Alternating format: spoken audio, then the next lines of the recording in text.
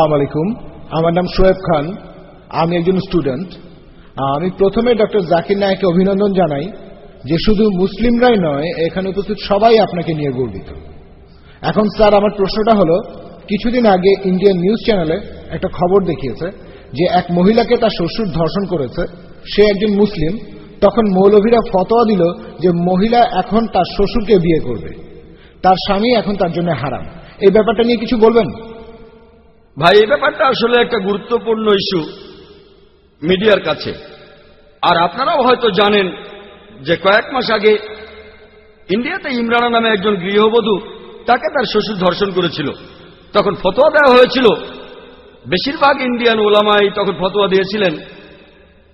আর একটা দারুল উলুম ফতোয়া দিয়েছিল, যেহেতু মেয়েটাকে তার শ্বশুর ধর্ষণ করেছে, সে তার স্বামীর কাছে ফিরে যেতে পারবে না, সে স্বামীর জন্য হারাম হয়ে গেছে। আর মিডিয়া যখনই দেখে এই খবরটা দিয়ে ইসলামের নিন্দা করা যায়, তারা সেটা লুফে নেয়, তারপর খবরটা চারিদিকে ছড়িয়ে দেয় যেন ইসলাম ধর্মে এই ইস্যুটা ছাড়া আর কোনো ইস্যুই নেই। আর ইন্ডিয়ান প্রেস তারা কি করেছে, বেশিরভাগ চ্যানেলে খবরটা দেখানো হয়েছে যে ইসলাম ধর্মের উলামা, শিউখ আর মৌলানা তারা বলে একটা মেয়েকে তার শ্বশুর ধর্ষণ করেছে, সে একজন ভিকটিম। কিন্তু ইসলাম ধর্ম কি বলছে? ইসলাম তাকে সাহায্য না করে উল্টো আরো তার নামে বলছে যে মেয়েটা স্বামীর কাছে যেতে পারবে না, সে স্বামীর জন্য হারাম। আর মিডিয়া তারপর এই খবরটাকে চারিদিকে ছড়িয়ে দিচ্ছে, এমনকি আজকেও ছড়াচ্ছে। তবে আমি সবসময় বলি, যদি আপনি মিডিয়ার সামনে কথা বলতে না জানেন, আপনাকে ট্রেনিং নিতে হবে। আর এই ঘটনার কয়েক সপ্তাহ পরেই অন্য কয়েকজন মুসলিম বিশেষজ্ঞ বললেন, না না না, মেয়েটা তার স্বামীর জন্য হারাম নয়, সে স্বামীর কাছে ফিরে যেতে পারবে। যারা ফতোয়া দিয়েছে যে মেয়েটার জন্য তার স্বামী হারাম, তারা ভুল বলেছে। তারপর তারা অমুসলিমদের সামনে এই নিয়ে তর্কযুদ্ধ শুরু করে দিল। আমরা এইভাবে আমাদের দুর্বলতাগুলো অন্যদের সামনে তুলে ধরছি। মজার ব্যাপারটা হচ্ছে, বিশেষজ্ঞদের এই দুটো দলই তাদের ফতোয়া দেওয়ার জন্য পবিত্র কোরআনের একই আয়াতের উদ্ধৃতি দিয়েছে। যারা ফতোয়া দিয়েছে যে মেয়েটা হারাম তার স্বামীর জন্য, তারা সূরা নিসার একটি আয়াতের উদ্ধৃতি দিয়েছে। সূরা নিসার 22 নম্বর আয়াতে বলা হয়েছে যে নারীদের মধ্যে তোমাদের পিতা যাদের নিকাহ করেছেন, তোমরা তাদেরকে নিকাহ করো না। এখন আরবি ভাষায় নিকাহ শব্দটা দুটো অর্থ আছে, একটা হলো বিয়ে, আরেকটা অর্থ হচ্ছে সহবাস। আর আরবি ভাষা সম্পর্কে ভালো জানে এমন কাউকে জিজ্ঞেস করুন, তিনি বলবেন হ্যাঁ, নিকাহ শব্দটা দুটো অর্থ হচ্ছে, একটা হচ্ছে বিয়ে, আরেকটা হচ্ছে সহবাস। আর বিশেষজ্ঞদের প্রথম দলটা, তারাই সংখ্যায় বেশি, তারা হলেন দারুল উলুমের একটা বিশেষ গ্রুপ। তারা নিকাহ শব্দটার অর্থ করেছেন সহবাস। তাহলে নিকাহ শব্দের অর্থ যদি ধরে নেন সহবাস, তাহলে কোরআনের এই আয়াত বলছে তোমরা সহবাস করতে পারবে না তোমাদের বোনের সাথে, তোমরা সহবাস করবে না তোমাদের ফুপুর সাথে অথবা খালার সাথে, এবং তোমরা সহবাস করবে না সেই মহিলার সাথে যে সহবাস করেছে তোমার বাবার সাথে। এটার উপর ভিত্তি করে তারা বললেন ছেলেটার বাবা এই মেয়ের সাথে সহবাস করেছে, এখন এই মেয়ে তার ছেলের সাথে সহবাস করতে পারবে না, সেজন্য মেয়েটার স্বামী তার জন্য হারাম। অন্য আরেক দল বলল না, এটার অর্থ বিয়ে। এ নিয়েই তারা তর্ক করতে লাগলো। আমাদেরকে হিকমার সাথে উত্তর দিতে হবে। 1 নম্বর পয়েন্ট, ইমরানা নামে এই মেয়েটার সাথে যা হয়েছিল সেটা সহবাস ছিল না, এটা ছিল জিনাবিল জবর, ধর্ষণ। ধর্ষণ আর সহবাস দুটো আসলে এক নয়, আর ধর্ষণকে আরবিতে নিকাহ বলা হয় না। 1 নম্বর পয়েন্ট। হয়তো বলবেন না না না না, আপনি শব্দ নিয়ে খেলা করছেন, এটা সহবাস, সমস্যা নেই। দেখেন, আমি আগেও বলেছি, যদি কেউ কোনো ভুল কিছু বলে, বিতর্ক করার একটা টেকনিক আছে। যদি কেউ বলে 2 যোগ 2 সমান 5, আমি তর্ক না করে বলবো আচ্ছা এই নেন, এখানে 2 লক্ষ দিরহাম, আরো 2 লক্ষ দিরহাম, এবার আমাকে 5 লক্ষ দিরহাম দেন। সে তখন বলবে না না না, টেবিলটাকে ঘুরিয়ে দিন। আমাকে যখন এই প্রশ্নটা করা হয়েছিল, আমি বলেছিলাম আমি তর্কের খাতিরে মেনে নিলাম যে নিকাহ অর্থ সহবাস। তাহলে কোরআনের আয়াতটা বলছে যে তোমরা সহবাস করবে না তোমাদের বোনের সাথে, তোমাদের ফুপুর সাথে, তোমাদের খালার সাথে, এবং সেই মহিলার সাথে যে তোমাদের বাবার সাথে সহবাস করেছেন। তার মানে কি এই যে কোরআন সহবাসের অনুমতি দিচ্ছে প্রতিবেশী মহিলার সাথে অথবা অন্য কোনো মহিলার সাথে? তারা বলে না না। আমি বললাম কেন? যদি বলেন যে নিকাহ অর্থ সহবাস, তাহলে কোরআন বলছে যে সহবাস করবে না তোমাদের বোনের সাথে, ফুপুর সাথে, খালার সাথে, আর যে মহিলার সাথে তোমার বাবা সহবাস করেছে। কিন্তু সহবাস করতে পারবে প্রতিবেশী মহিলার সাথে, অন্য যে কোনো মহিলার সাথে। তারা বলল না। তাহলে সঠিক অর্থটা হচ্ছে নিকাহ মানে বিয়ে, অর্থাৎ তোমরা বিয়ে করবে না তোমাদের বোনকে, তোমরা বিয়ে করবে না তোমাদের ফুফুকে, তোমাদের খালাকে, এবং বিয়ে করবে না সেই মহিলাকে যে বিয়ে করেছে তোমাদের বাবাকে। তবে আপনি প্রতিবেশী মহিলাকে বিয়ে করতে পারেন, অন্য যে কোনো মহিলাকে বিয়ে করতে পারেন। তাই আপনারা লড়াই না করে হিকমা দিয়ে এটা বোঝাবেন। আর কোনো বিশেষজ্ঞই বলবেন না যে আপনি সহবাস বা জিনা করতে পারেন যে কোনো মহিলার সাথে। হিকমার সাথে উত্তর দেন, সমস্যার সমাধান হয়ে যাবে। কিন্তু দুর্ভাগ্যজনকভাবে নিজেরাই একে অন্যের সাথে তর্ক করছি মিডিয়ার সামনে, ইসলামকে সবার সামনে হাস্যকর বানাচ্ছি। আশা করি উত্তরটা পেয়েছেন। এবারের প্রশ্ন করা হচ্ছে আমার ডান দিকের মাইক থেকে। আসসালামু আলাইকুম, আমার নাম সামিউল্লাহ ইনায়েত, আমি একটা ইলেকট্রিক্যাল কোম্পানির সেলস এক্সিকিউটিভ। আমার প্রশ্নটা হলো, মিডিয়াকে সাধারণত রাষ্ট্র কিছুটা প্রভাবিত করে, রাষ্ট্রের সরকার মিডিয়াকে নিয়ন্ত্রণ করে, আর বিশেষ করে মুসলিম দেশগুলোতে, মানে মধ্যপ্রাচ্যের যেখানে আরবরা বসবাস করে, আমি সেখানে একথা শুনেছি সেখানে বেশিরভাগ অনুষ্ঠানই মুসলিমদের জন্য দেখানো হয়। এখন এই সব দেশের শাসকরা কিভাবে মুসলিম মিডিয়ার অবস্থানকে উন্নত করতে পারেন? আমি আমার লেকচারে বলেছি যে কিছু মুসলিম চ্যানেল আছে, চ্যানেল নেই সেটা বলিনি, তবে তাদের অনুষ্ঠানগুলো শুধুমাত্র মুসলিমদের জন্যই। ইন্ডিয়াতে উর্দু চ্যানেল আছে শুধু মুসলিমদের জন্যই, পাকিস্তানেও মুসলিমদের জন্য অনুষ্ঠান হয়, আরবি ভাষাতেও দেখতে পাবেন আরবি চ্যানেল আছে অনেক, ভালো খারাপ অনেক। তবে তাদের অনুষ্ঠানগুলো আরবদের জন্য। এটা ঠিক আছে, আরবি ভাষা যদি ভালো অনুষ্ঠান হয় সেটা ঠিক আছে, আমি বলছি না ভুল, যদি চ্যানেলগুলো ভালো হয় আর ইসলাম শরিয়া মেনে চলে, যেমন মাদাব চ্যানেল ইত্যাদি। তবে এটাই যথেষ্ট নয়। আমার কথা হলো এমন একটা চ্যানেল শুরু করতে হবে যেখানে ভাষাটা হবে আন্তর্জাতিক ভাষা। আমরা আন্তর্জাতিক পর্যায়ে মানুষের দৃষ্টিভঙ্গিটা যাতে বদলে দিতে পারি, পুরো পৃথিবীর মানুষের মনোভাব বদলে দিতে পারি। শুধুমাত্র আরবদের কাছে ইসলামের ভালো কথাগুলো বলছেন, এটা অবশ্য ভালো কাজ। আমাদের একটা চ্যানেল দরকার যেটার ভাষা হবে আন্তর্জাতিক ভাষা। আমি এখানে বলবো যে ঠিক আছে, আপনারা আরবের বিভিন্ন দেশ শাসন করছেন, তবে আপনারা কেন ইংরেজিতে ইসলামিক চ্যানেল চালু করছেন না, যেটা ইসলাম ধর্মের বাণী প্রচার করবে পৃথিবীর সব জায়গা থেকে, যেটা যাবে আমেরিকাতে, ইউরোপে, অস্ট্রেলিয়ায়, মধ্যপ্রাচ্যে, এশিয়ায়, সব জায়গায়। এতে করে মানুষের মনোভাব বদলাতে পারবো, একই সাথে ইসলাম ধর্মকে প্রচার করতে পারবো, যেটা ইসলাম অনুযায়ী ফরজ। এবারের প্রশ্ন সিলিপ থেকে করেছেন ভাই কায়সার রহমান। একবিংশ শতাব্দীতে এসে আমরা পৃথিবীর মুসলিমরা আমরা এখনো রুটি রুজির জন্যই যুদ্ধ করে যাচ্ছি। তবে একথা কি বলবেন যে আমাদের কেন বিবিসি বা সিএনএন এর মতো কোনো টিভি চ্যানেল নেই? আমি এখানে লেকচার দিলাম মিডিয়া আর ইসলাম নিয়ে, আর আপনি এখন প্রশ্ন করলেন কেন, যেন আমি আপনাকে রোমিও জুলিয়েটের পুরো গল্পটা বললাম, আপনি বললেন রোমিও কি ছেলে না মেয়ে। ভাই আমি এতক্ষণ কথাই বললাম ইসলাম আর মিডিয়া নিয়ে, আমরা পিছিয়ে আছি আমাদের দোষেই। এটার উপরে এতক্ষণ লেকচার দিলাম। সম্ভবত আমার লেকচার শুরুর আগে প্রশ্নটা লেখা হয়েছিল, সেজন্য আমি বলি সরাসরি প্রশ্ন করুন। অনেকের মাথাতে একটা প্রশ্ন থাকে, সেটা লিখে ফেলে, তারপর আমি যে কথাই বলি সেটা জমা দিয়ে দেয়। পুরো লেকচারটা এই বিষয়টা নিয়ে যদি আবার শুনতে চান, ভিডিও ক্যাসেটটা নিয়ে আপনি যতবার খুশি দেখতে পারেন। আসসালামু আলাইকুম ডাক্তার, আমার নাম জিসান জাফর আলী। আমার প্রশ্নটা হলো টিভিতে কার্টুন দেখতে পারবো কি না?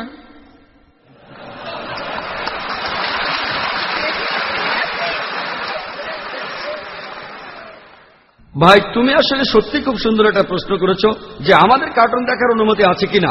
বর্তমানে একটা ইন্টারন্যাশনাল সার্ভে আমাদের বলছে শিশুদের সবচাইতে বড় ক্ষতি করেছে যে জিনিসটা, সেটা স্যাটেলাইট চ্যানেল। আমেরিকাতে একটা শিশু গড়ে প্রতিদিন প্রায় 7 ঘন্টা টিভির সামনে বসে থাকে, স্কুলে সে এর চাইতে কম সময় থাকে। বেশিরভাগ চ্যানেলই তাদের ইসলাম থেকে দূরে নিয়ে যায়, এমনকি কার্টুন চ্যানেলগুলো। বেশিরভাগ চ্যানেলই, আপনারা চ্যানেলগুলোতে অনেক ভায়োলেন্স দেখবেন। আর একজন যদি প্রত্যেকদিন ভায়োলেন্ট অনুষ্ঠানগুলো দেখে, হোক সে কার্টুন বা সিনেমা, তার বন্ধুর সাথে ঝগড়া হলে সে তার বাবার পিস্তল নিয়ে বন্ধুকে গুলি করে মারে। বোম্বেতে একটা সিরিয়াল দেখানো হতো বাচ্চাদের জন্য, অনেকটা কার্টুনের মতোই ছিল, নাম ছিল শক্তিমান, অনেকটা ঠিক সুপারম্যানের মতোই। একটা বাচ্চা তার বাসা থেকে লাফ দিল উঁচু দালান থেকে, ভাবলো যে শক্তিমান বা সুপারম্যান তাকে বাঁচাবে, কেউ এসে তাকে বাঁচালো না, সে মারা গেল। যখন বাচ্চার বাবার সাথে কথা বলা হলো, তিনি বললেন যে আমি ভাবতেই পারিনি আমার ছেলে লাফ দেবে, হয়তো আগামীকাল আপনার বা আমার ছেলেও লাফ দেবে। তাহলে এই মিডিয়ার প্রভাব এখন এতটাই বেশি, এটা মানুষকে অন্ধ বানায়। আর এতে সবচেয়ে ক্ষতি হয় বাচ্চাদের। সেজন্য আমি বোম্বেতে একটা স্কুল চালু করেছি যার নাম ইসলামিক ইন্টারন্যাশনাল স্কুল। এই স্কুলে ভর্তি হওয়ার একটা শর্ত হলো আপনার বাড়িতে কেবল টিভি থাকতে পারবে না, স্যাটেলাইট টিভি থাকবে না। এটা শয়তান, এটা একটা শয়তান। লোকে আমাকে বলে তাহলে আমরা পিস টিভি কিভাবে দেখব? 1 নম্বর পয়েন্ট, পিস টিভি দেখার জন্য যদি কয়েকশো শয়তানকে আপনার ঘরে ঢুকতে দিতে হয়, কিছুই দেখা লাগবে না, সেটাই সবচেয়ে ভালো। বড় কোনো ক্ষতির চেয়ে ছোট ক্ষতি ভালো। কিন্তু যদি আপনার একটা স্পেশাল ডিশ থাকে আর একটা ডিকোডার, আপনি শুধু পিস টিভি দেখবেন, অন্য কোনো চ্যানেল না। আমরা চেষ্টা করব যাতে মধ্যপ্রাচ্য আপনারা দেখতে পারেন। একটা ডিশ দিয়ে খরচ হবে মাত্র কয়েকশো রুপি বা কয়েকশো দিরহাম। মাসে মাসে দিতে হবে না। অন্য চ্যানেলগুলো তো যেভাবে দেন, হয়তো মাসে মাসে 200 বা 250 রুপি খরচ করুন, কয়েক হাজার রুপি, আর বিল্ডিং এর সব বাসাতে যেন দেখে। একটা ডিকোডার নেন, সেটা দিয়ে পিস টিভি শুধু দেখবেন, অন্য কোনো চ্যানেল দেখবেন না। বর্তমানে যা আছে সেগুলোকে বাদ দেব না যে এটা হালাল এটা হারাম, একটা সাবস্টিটিউট থাকতে হবে। আমরা বলি যে আমাদের স্কুলের অভিভাবকগণ কেবল টিভি দেখেন না, তবে আমাদের কাছে ইসলাম ও অন্যান্য ধর্মের উপর 5000 ভিডিও ক্যাসেট আছে।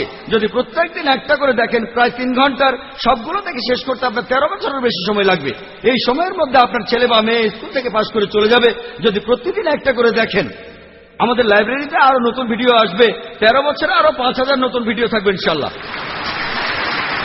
আমাদের এই ইসলামিক ভিডিও ক্যাসেট লাইব্রেরিতে বাচ্চাদের জন্য কার্টুনও রয়েছে, তবে সেগুলো ইসলামিক লাইনের। সেজন্য ভাই তোমাকে বলছি, তোমরা এমন কার্টুন দেখবে যেগুলো ইসলামিক বিষয়ের উপর তৈরি করা, যেখানে কোরআনের কথা আছে, নবীজির হাদিসের কথা আছে। এমন অনেক কার্টুন আমাদের কাছে আছে।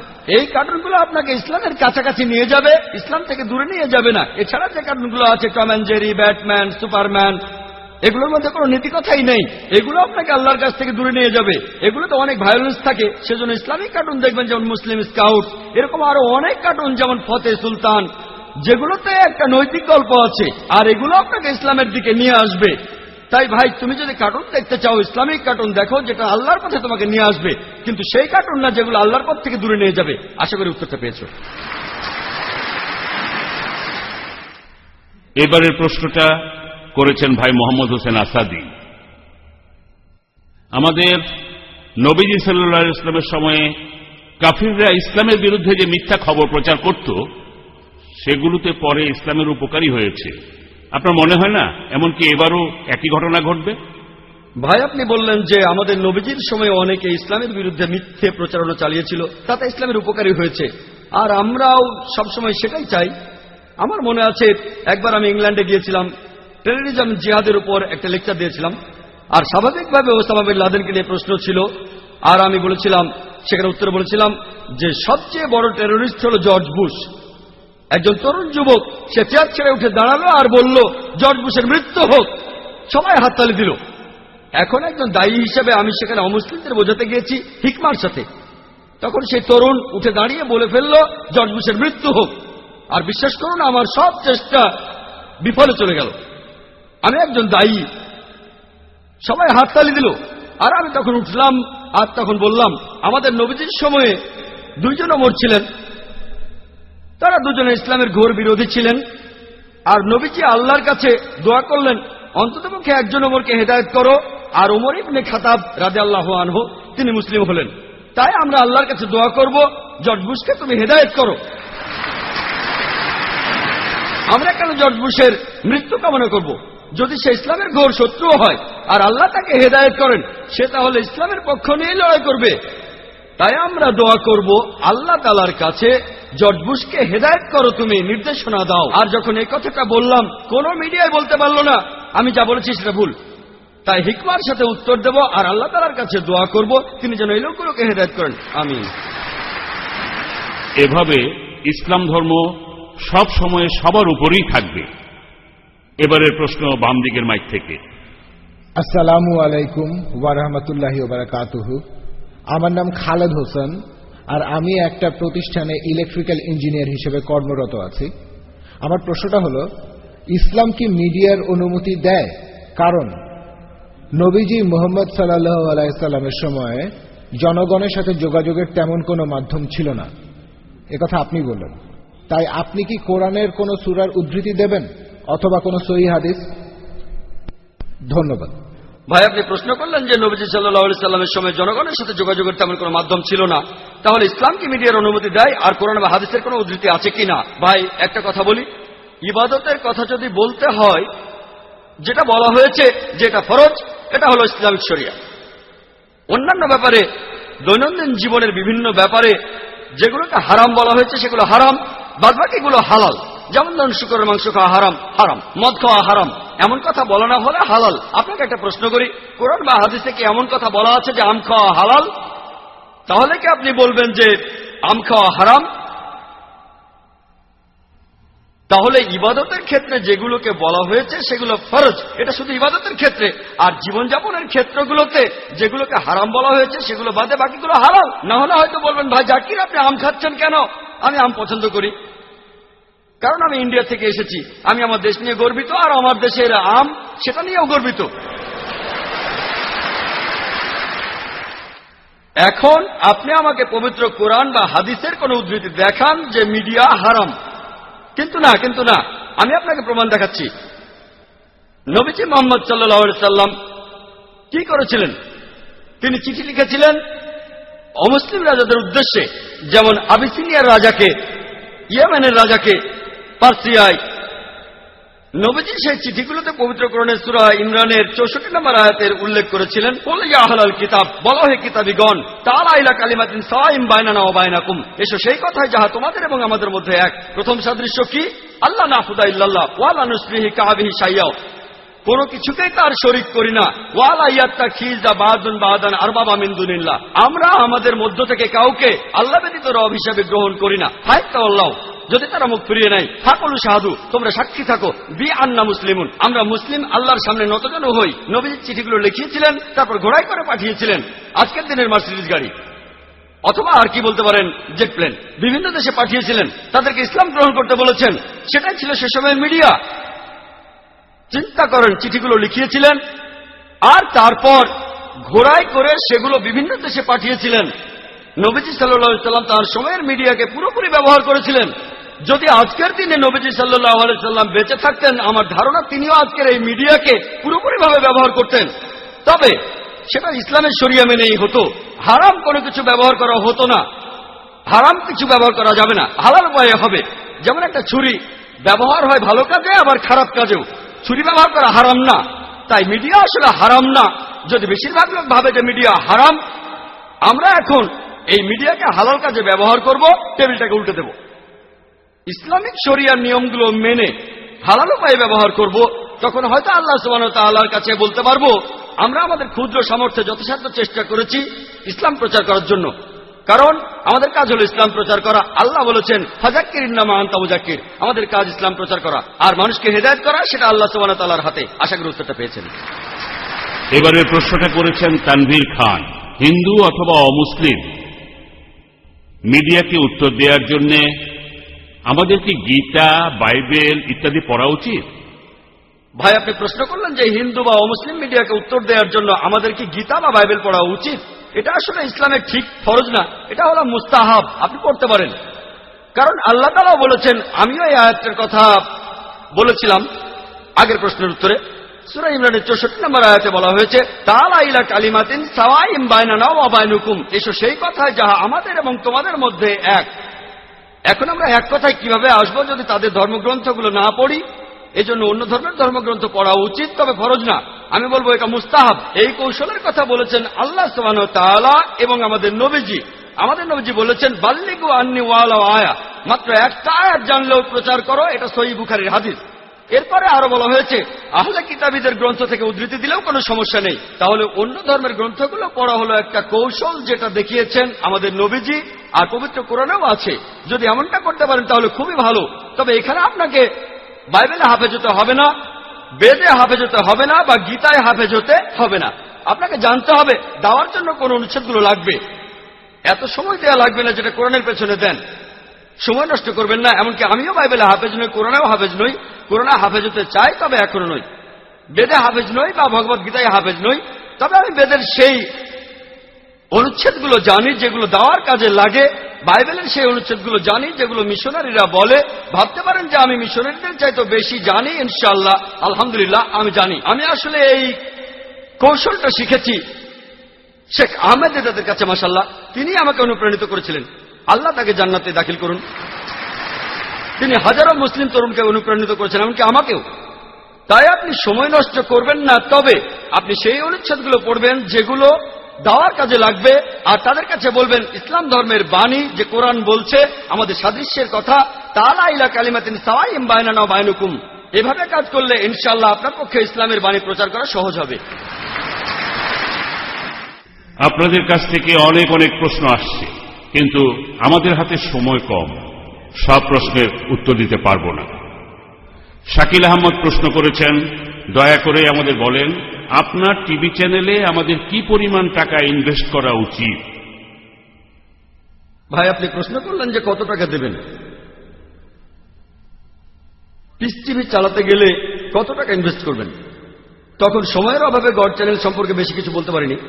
লেকচারে যখন গড চ্যানেলের কথা বলেছিলাম তখন আমি সংক্ষেপে বলেছিলাম এই গড চ্যানেল হলো খ্রিস্টান চ্যানেলগুলোর মধ্যে সবচেয়ে জনপ্রিয় চ্যানেল। এরা প্রচার করে আপনি যদি 1 পাউন্ড দেন প্রতি বছরে, সেটা দিয়ে তারা প্রতি বছর 5টি ভাষায় গড চ্যানেলের অনুষ্ঠানগুলো প্রচার করবে। তার মানে আপনি যদি 20 পাউন্ড দেন তাহলে কথাটা দাঁড়ায় প্রতি বছরে 100টি ভাষায় প্রচার করবে। যদি আপনি দেন 200 পাউন্ড, প্রতি বছরে 1000টি ভাষায় প্রচার করবে। যদি আপনি 1000 পাউন্ড দেন প্রতি বছর, তাহলে 5000 ভাষা। এভাবে তারা প্রচার করে, আর গড চ্যানেল ভালোভাবে চলছে। এখন পিস টিভির কথা যদি বলতে হয়, মুসলিমরা একসাথে এমন অনেক কাজ করে যেখানে তারা টাকা ইনভেস্ট করে, তারপর সেখানে তারা লাভ করে, আর সেই টাকা তারা ভাগাভাগি করে নেয়। তবে পিস টিভির কথা যদি বলি, এই চ্যানেলটা কোনো কমার্শিয়াল চ্যানেল না। আপনারা যা কিছু দেবেন সেটার প্রতিদান পাবেন আখিরাতে ইনশাআল্লাহ, কয়েক গুণ বেশি। আল্লাহ পবিত্র কোরআনে সূরা বাকারা 261 নম্বর আয়াতে উল্লেখ করেছেন, যদি একটি শস্য বীজ বপন করো আল্লাহ সুবহানাহু ওয়া তাআলার পথে, আল্লাহ 7টি শীষ দেবেন, প্রত্যেক শীষে 100 শস্য দানা। তার মানে 700 গুণ বেশি লাভ। ব্যবসার ভাষায় বললে 70,000% লাভ। আর আল্লাহ তাআলা এখানে আরো বলেছেন তিনি বেশিও দিতে পারেন। তাহলে আপনারা যারা হেল্প করবেন ইনশাআল্লাহ আখিরাতের সময় তারা কয়েক গুণ বেশি প্রতিদান পাবেন। আপনারা যাই দেন সবাইকে স্বাগত জানাই।